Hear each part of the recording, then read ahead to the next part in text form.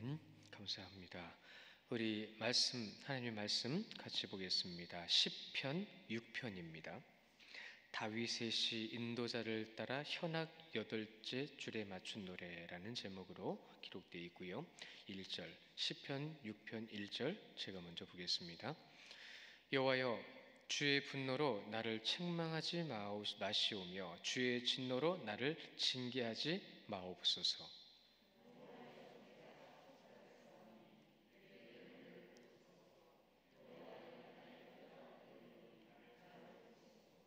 나의 영혼도 매우 떨리나이다. 여호와여, 어느 때까지니까?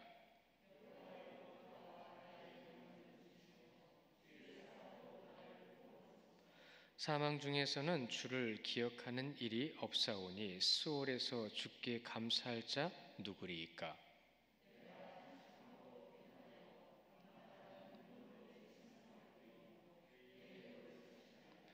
내 눈이 근심으로 말미암아 쇠하며 내 모든 대적으로 말미암아 어두워졌나이다.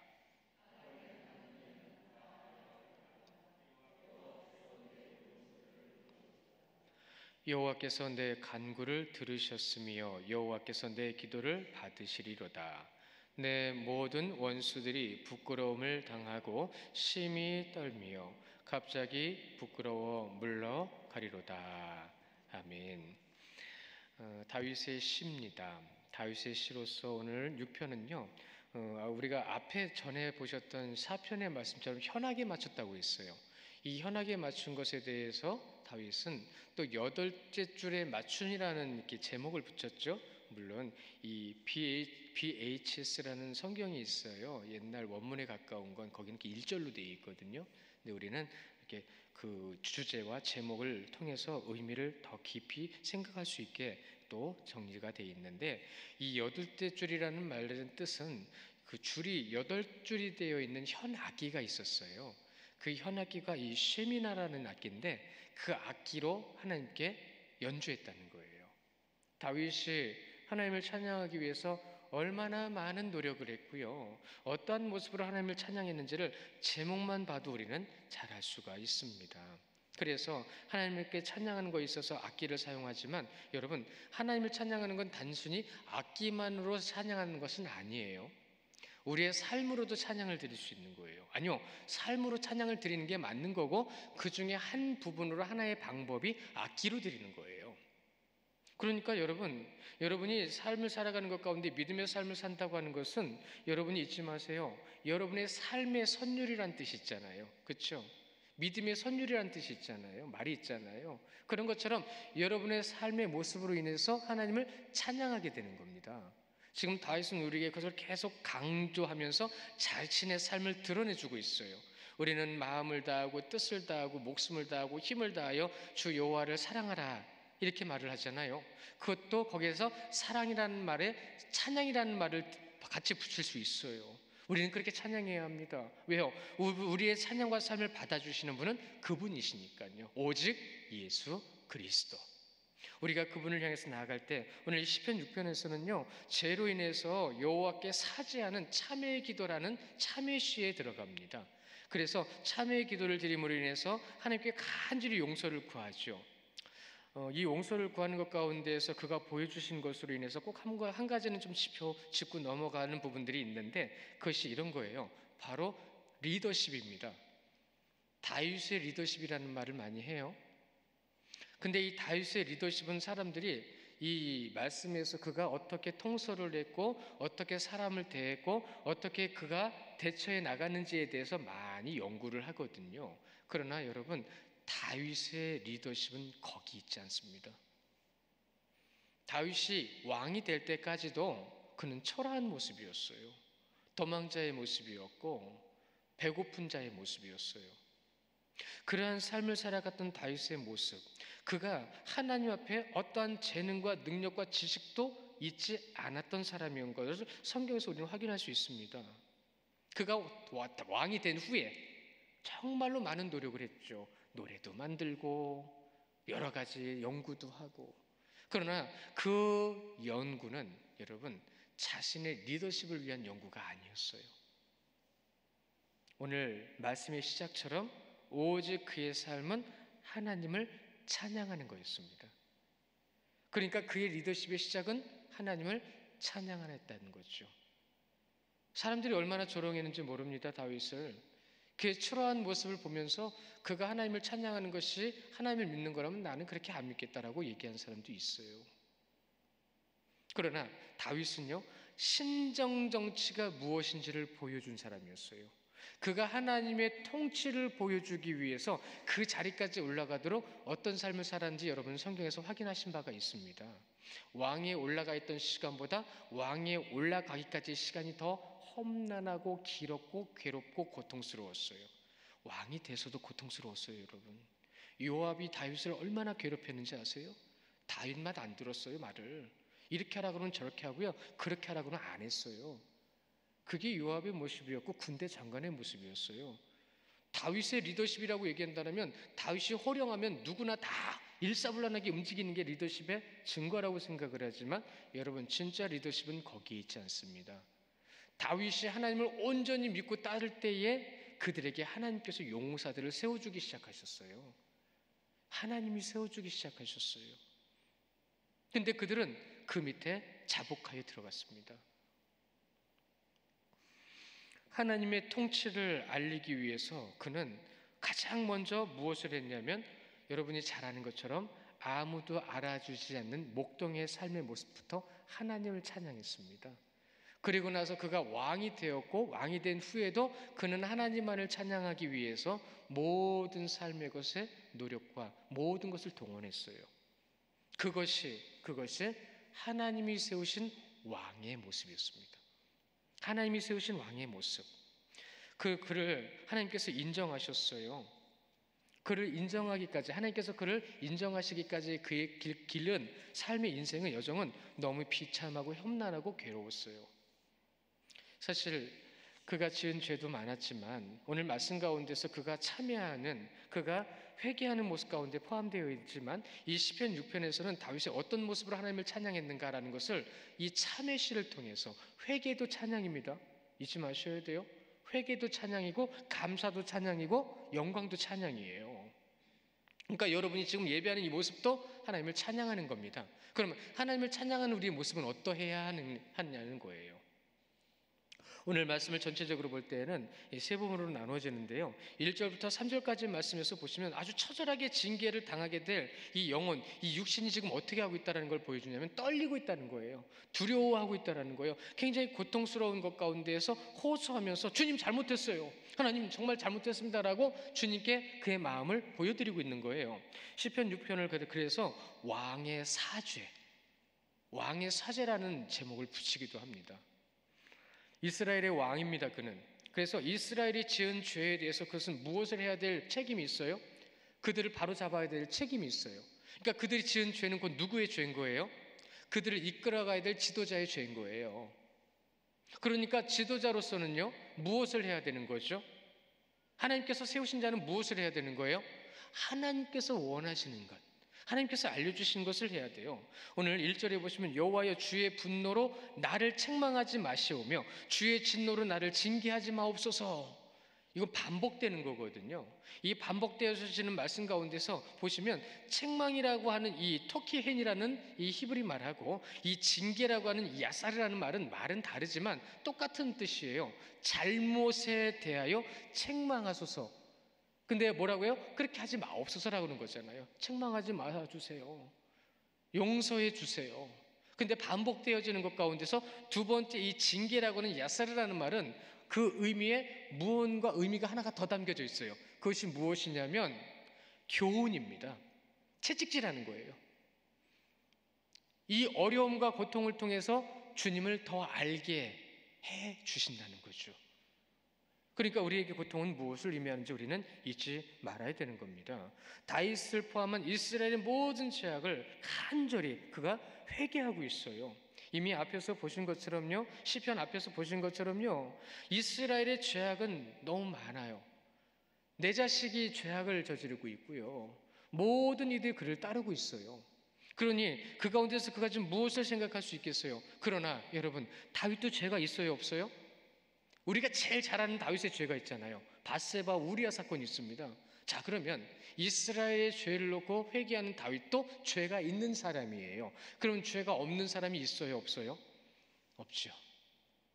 그러니까 여기서 이 시편에서 우리에게 깨우쳐 주시는 것 중에 하나는 인간은 모두가 다 누구라는 거예요? 어떤 존재라는 거예요? 그것을 이 시편 6편에서 다윗은 우리에게 지금 교훈해 주고 있는 거예요. 자기의 회개함을 통해서 하나님을 믿는 하나님의 백성들에게 가장 중요한 것이 무엇이냐는 거죠. 그것이 없을 때에는 진노의 심판이 이를 거다라는 것. 그 진노의 심판이 이스라엘에게 임하지 않아야 되는데 왜요? 이 이스라엘의 예루살렘은 누가 통치하신다고요? 하나님이 통치하신다고요. 하나님이 통치하시는데 하나님이 통치 아래 있는 이들이 죄를 지고 있어요. 그러니 그 죄를 어떻게 해야 되는 거예요? 해결해야 되는 거예요. 왕의 직분. 그래서 예수 그리스도께서 인류를 위해서 돌아가신 거잖아요. 여러분, 이건 부담드리는 것 같아서 말씀드리긴 좀 그렇지만 교회의 중직은 사람들 위해 서는 것이 아니라 성도들 위해 서는 것이 아니라 성도들의 죄를 위해서 헌신하는 자가 중직이에요. 그렇게 할 수 있도록 도와주고 독려하는 자가 목회자예요. 우리가 지금 그 이치를 잘 따르고 있을까요? 우리가 정말로 주님을 의지하고 바라보는 것 가운데에서 정말로 그 주님의 뜻을 온전히 바라보면서 우리가 무엇을 해야 되는지에 대한 분명한 우리의 사명을 깨닫고 있느냐는 거예요. 이미 그런 것을 가르치지 않고 중직을 세운 교회들이 많았고 과거의 모습을 우리는 지금 보고 있습니다. 2절에 뭐라고 말씀하시죠? 여호와여 내가 수척하였사오니 내게 은혜를 베푸소서. 여호와여 내 뼈가 떨리오니 나를 고치소서. 이미 그들에게는 죄가 너무 만연한 거예요. 죄가 많아서 그 죄를 어떻게 해결해야 될지 모르는데 이 죄를 해결하지 않으면 구원 못 받는 거예요. 구원 못 받으니까 그게 너무 두려워가지고 하나님의 분노와 진노 앞에서 이것을 피할 수 없다는 걸 누구보다도 더 잘 알고 있는 이 다윗이요, 지금 하나님께 내 뼈가 녹나이다. 우리가 죄를 졌는데 저들이 이 죄를 회개하지 않고요, 죄에 대해서 깨닫지 못하고 있나이다. 그런데 다시 돌아보니 나에게도 그 더러운 죄가 있나이다. 주님 어쩌면 좋겠습니까? 여호와여 1절부터 반복되는 것이 여호와여 어쩌면 좋습니까? 우리는 우리 죄도 다 알지 못하면서 저렇게 있는 삶을 어쩌면 좋습니까? 다윗은요, 영적 통찰력이 있는 사람이라서 그가 눈을 뜨고 세상을 바라볼 때에 자신의 죄도 얘기해 줄 때 들어서 자복할 수 있었고 사람들의 죄도 보고 들어서 그를 위해서 기도할 수 있는 사람이었어요. 왜 어떻게 그것을 할 수 있었냐면 그의 삶 자체가 찬양이었기 때문에 그렇습니다. 그러니까 그의 통찰력은 찬양에서 온 거예요. 내 삶에서 절대로 놓지 말아야 되는 것. 그래서 다윗에게 꼭 붙어 다니는 닉네임이 하나 있어요. 그것이 무엇이냐면 위대한 회개의 사람. 그것이 다윗 왕의 두 번째 이름이에요. 회개의 사람. 시편 전체를 볼 때에 여러분 다윗의 회개가 얼마나 많이 나오는지 모릅니다. 그의 고백이 바로 거기에 중심되어 있다는 겁니다. 회개는 3절에서 내 영혼도 매우 떨린다라는 아주 구체적인 고백으로 나가고 있죠. 여기서 이 영혼이라는 말이 가장 구체적인 겁니다. 왜냐하면요, 이 영혼이라는 말은 위나프시라는 말인데 이 위나프시라는 말이 무슨 뜻이냐면 생명의 근원이에요. 그러니까 내 영혼, 우리도 알잖아요. 이 생명을 누가 불어넣어 주셨어요? 그러니까 이 생명을 불어넣어 주신 그분께 이 영이 살아있어야 돼요? 안 살아있어도 돼요? 말도 안 되죠. 그러니 그는 떨림으로 주님 앞에 고백할 때에 이 생명을 해하는 죄를 주님 용서하옵소서. 간절히 구하오니 이 생명이 떨리고 있나이다. 생명이 떨리고 있나이다. 의역을 하면 의미상으로 이렇게 번역할 수 있어요. 더 나아가서는 우리가 어떻게 해야 되는지 고민해야 되겠죠. 인간에게 고통은 호흡이 멈출 때까지다라는 말을 어느 분이 하시더라고요. 이 말 약간 시각을 바꾸면 이렇게 말할 수 있어요. 인간은 호흡이 있는 동안에 죄의 고통에서 벗어나질 못해요. 왜요? 죄가 항상 참소하거든요. 항상 인간적인 것으로 하나님 앞에 하나님의 사람답지 못한 사람을 갖게 만들거든요. 유혹하고 넘어뜨리고 미혹하고 이 마음에 불편한 생각, 옳지 못한 기준, 이런 것들을 계속 줍니다. 그래서 거기서 다툼이 생기는 거잖아요. 다윗은 그걸 너무 잘 알고 있었기에 뼈가 떨리고 영혼이 떨리는 삶 가운데 어찌하면 좋겠습니까? 어찌하오리까 하고 하나님께 호소하고 있는 거예요. 왜요? 그분은 들어주시는 분이니까. 그렇게 호소하는 것이 1절부터 3절까지 말씀이에요. 그리고 나서 두 번째 4절부터 7절에 보시면 죄로 인한 공경, 그 공경에서도 분명히 구원해 주시는 분이 누구라고요? 구원해 주신 분이 하나님이시기 때문에 그분에게 이 안에 있는 거 솔직히 다 드리는 거예요. 다 내보여 드리는 거예요. 진실되게 고백하는데 4절에 여호와여 돌아와 나의 영혼을 건지시며 주의 사랑으로 나를 구원하소서. 내가 오직 의지할 분은 당신뿐이니이다. 내 죄 있는 거 알겠는데요, 하나님. 내 죄가 이러이러한 거잖아요. 그러니까 이제 다시 돌아와 주세요. 다시 우리를 구원해 주세요라고 그는 반복해서 말하고 있어요. 우리말은 번역에 여호와여 돌아와 나의 영혼을 건지소서라고 되어 있잖아요. 근데 이 건지소서라고 하는 건지시며의 할례차라는 말 자체가 돌아와 달라라는 뜻이에요. 근데 우리말은 좀 의역을 했죠. 우리를 건져달라는 거예요. 죽음의 사망의 음침한 골짜기에서 건져달라는 거예요. 그럼 어떻게 해야 되는 거죠? 주님께서 오셔야 돼요. 하나님께서 우리를 살려주셔야 돼요. 그렇게 살려주시지 않으면 살 수 없다는 것을 말하면서 주의 사랑으로 나를 구원하소서. 그 하나님의 놀라운 사랑, 다윗은 그 사랑을 알고 있었다는 것이죠. 여러분, 다윗의 심정이 자신과 이스라엘의 죄악, 그 모든 것에 대해서 두렵고 떨리는 이유를 이렇게 말씀드릴 수 있는데요, 하나님과 단절될까 두렵습니다라는 거예요. 여러분, 다윗의 이 고백은 기가 막힌 겁니다. 주님께서 그 겟세마네 동산에서 기도하실 때에 떨림으로 기도하신 이유가 뭐라고 그랬죠?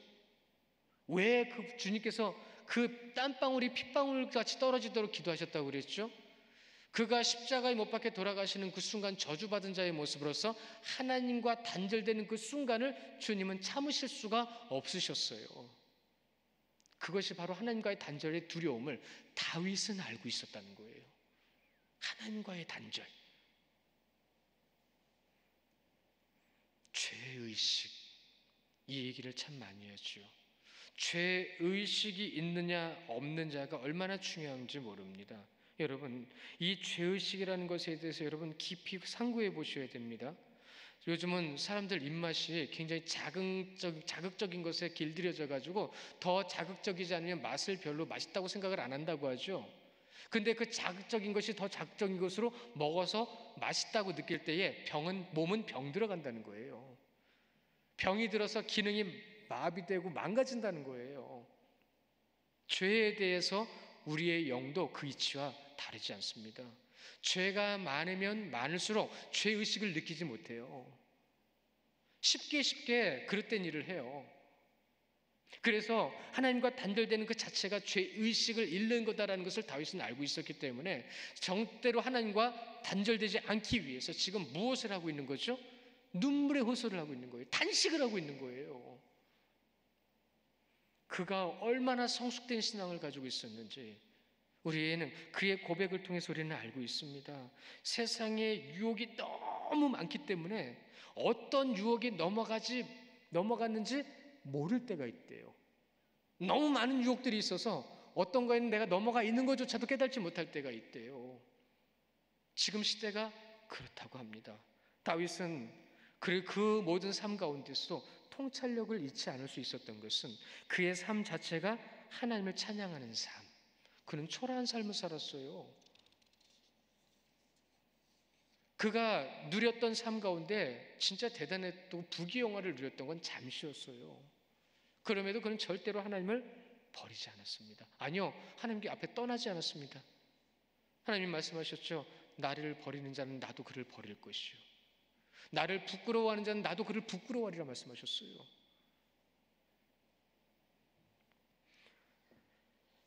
오늘 말씀에도 보시면 죽음에 대한 두려움을 가지고 다윗이 말씀하고 있죠. 우리는 스올이라는 말을 많이 듣잖아요.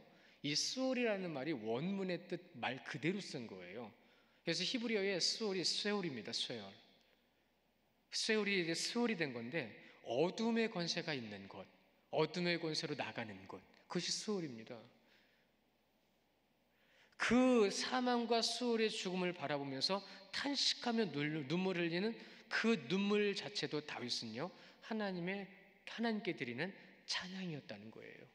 6절에 보시면 내가 탄식함으로 피곤하여 밤마다 눈물로 내 침상을 띄우며 내 요를 적시나이다 라고 고백하고 있어요. 좀 다 뭔가 이상하지 않으세요?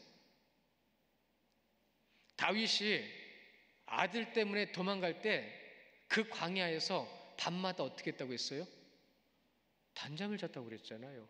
근데 여기서는 밤마다 요를 적셔요. 눈물로. 왜 그러죠? 하나님을 대적하는 자들 앞에서는 두려움이 없었어요.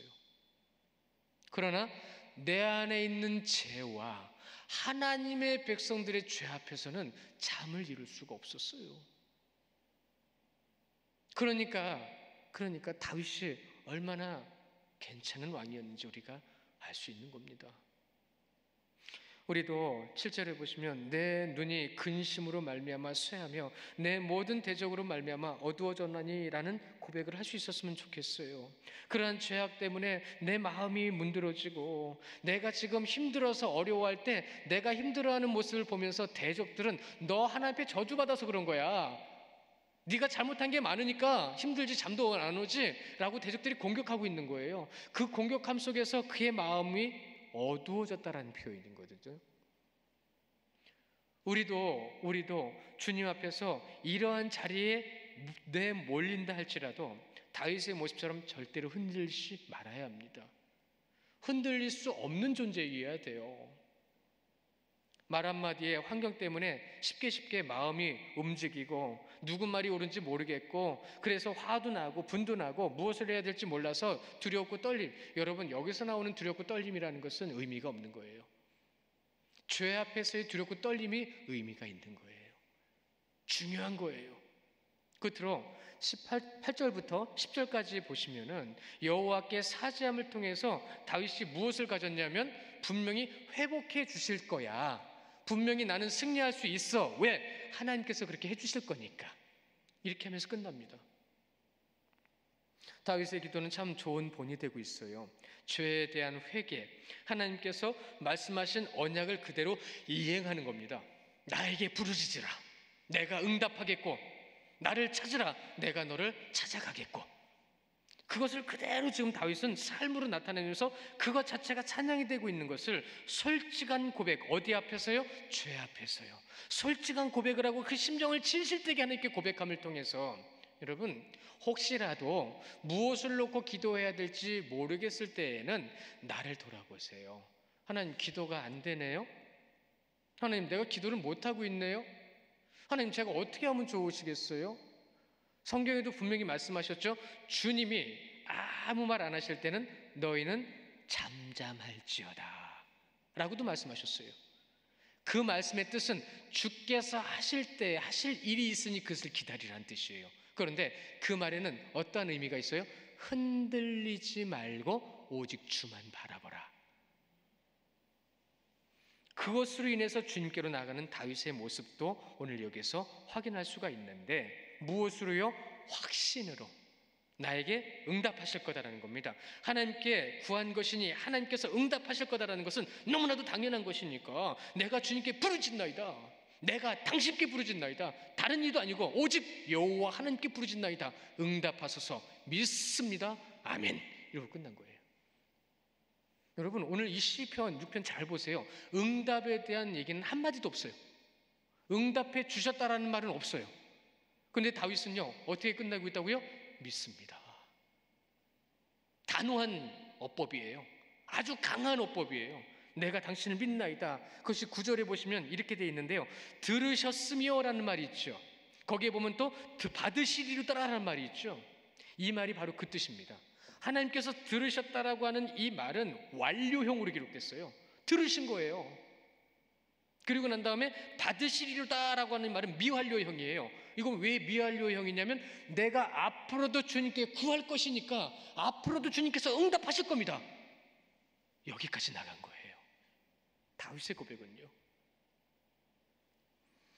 그래서 다윗의 기도는 하나님께서 주시는 언양에 따른 순종의 기도다라는 말을 하는 겁니다. 순종, 하나님께서 가장 기뻐하시는 순종의 기도, 이 순종의 기도의 지금 오늘 핵심은 무엇이었죠? 회개의 기도였습니다. 그러니 우리가 하나님 앞에 회개하는 것은 순종하는 거예요. 우리가 하나님께 기도하는 것은 당신의 뜻이 분명히 나타날 거다라는 확신을 갖는 거예요. 그러니 오늘 시편 6편을 통해서 우리가 알 수 있는 것은 하나님은 그런 분이시다. 여기서 이 기록이 하나 나오는데 재밌는 기록을 하나 드리죠. 이 기록 때문에 우리가 믿음의 선배들을 통해서 수요 예배를 드리고 있는 것 같아요. 그렇다라고 단정은 짓지 않지만 수요 예배가 여기서 나왔을 거다라는 추정을 많이 하는 것은 무엇이냐면 그러니까 회개의 수요일이라는 말이 있어요. 회개의 수요일이라는 말이 어디서 나왔냐면 수요일마다 회개하는 자들이 10편, 32편, 38편, 51편, 102편, 130편, 140편을 노래했다는 거예요. 언제요? 수요일이에요. 그러니까 당연히 유추해 볼 수 있죠.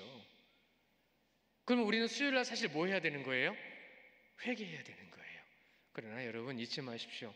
우리 예배 자체가 주님께 드려지는 거라고 한다면 모든 예배 가운데 회개가 있고 순종이 있고 그 모든 주님을 찬양하는 믿음의 모습을 통하여 하나님의 응답이 나타나실 것인 줄 믿으시기를 축원합니다.